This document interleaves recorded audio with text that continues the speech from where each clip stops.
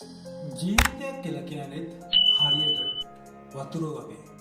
ඔබ වතුර මොන දෙයකට දැම්මත් ඒකේ ස්ථානයට අනුව ඇඩැප්ට් වෙනවා.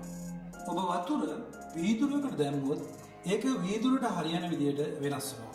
ඔබ කෝප් එකට දැම්මොත් ඒක කෝප් එකට හරියන විදියට ඒක වෙනස් වෙනවා. නමුත් ඒ වතුර මොන තැනකට හැලුවත් මොන තැනකට දැම්මත් ඒක ඒ ස්ථානයට හරියන විදියට ඒක හැඩ ගැහෙනවා සහ වෙනස් වෙනවා. අපගේ ජීවිතයත් ඒ වගේ තමයි. අපිට එන්න ඕනම ප්‍රශ්නයකදී ඕනම අභියෝගයකට අපි මුහුණ දෙන්න ඕන. අපිට ඒක පැනලා යන්න බෑ. අමාරුම අවස්ථාවවලදී අපිට හිතේ මීට වඩා හොඳයි මැරලා යන එක. ජීවත් වෙනවට වඩා මැරණ එක සැපයි කියලා ඔබට හිතේ. ඉතින් යාළුවනේ ජීවිතේ විනාශ කරගන්න, ජීවිතේ නැති කරගන්න මැරෙන්න හරි ලේසි.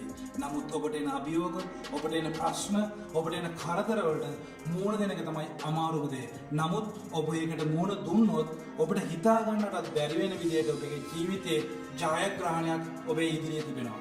ඒ කෙරෙහි විතරක් ඔබ අවධානය දෙන්න. ඔබට අනිවාර්යයෙන්ම ජය නියතයි. God bless you.